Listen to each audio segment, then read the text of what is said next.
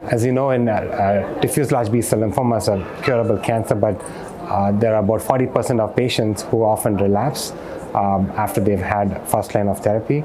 And CAR T-cell therapy has revolutionized the treatment for these patients. But in spite of CAR T-cell therapy, there are other patients who could relapse or do not respond to CAR T-cell therapy. And there is a need for novel agents for treatment of these patients. In that class of agents, we have the bispecific antibodies that bind to the T cells and the CD20 in the cancer cells, thereby causing the killing of the cancer cells by their activity. Odronextamab is a human IgG4 bispecific antibody that binds to the CD3 and the CD20. Initially, it had shown very good activity in preclinical models, and we had data from the phase 1 study of the ELM-1, where it had shown encouraging efficacy, including post-CAR T patients with relapsed refractory diffuse large B-cell lymphoma. Today, I had presented the data on the final analysis of the ELM-2 study that had evaluated patients with relapsed and refractory DLBCL who had completed at least 2 lines of therapy, including a CD20 antibody and an alkylator. The ELM-2 study was a global phase 2 study that enrolled patients from 14 countries from March 2020 to May 2022. 127 patients were enrolled with relapsed and refractory diffuse large B-cell lymphoma, and the baseline characteristics showed an interesting figure of there are some older patients greater than 75 years of age, some patients with high-risk features including double hit and transformed lymphomas were also enrolled. To mitigate the cytokine release syndrome, the patients received the bispecific antibody in a step-up regimen, and that way the rates of cytokine release syndrome could be reduced. And the efficacy data that I presented today looks very exciting.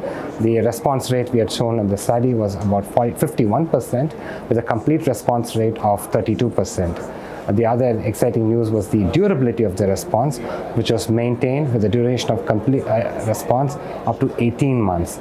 At 24 months, there is a 47% chance you would maintain a complete response rate and be in remission. We also looked at the progression-free survival, which was at 4.4 months for the whole cohort, and the overall survival was also good at 9 months. And for patients who had complete response, the median overall survival has not been reached. We also explored some novel biomarkers of prediction of response, including ctDNA. The ctDNA measurement after 4 cycles of treatment was predictive of whether you are in of the progression-free survival. If you are MRD negative after 4 cycles of treatment, you tend to do better with the better PFS than patients who are MRD negative. And in fact, even with patients who had positive PET scans, if you are MRD negative, it was predictive of the PFS. And there were certain subtypes, molecular subtypes we also identified, which were showing that they had better chance of being in PFS.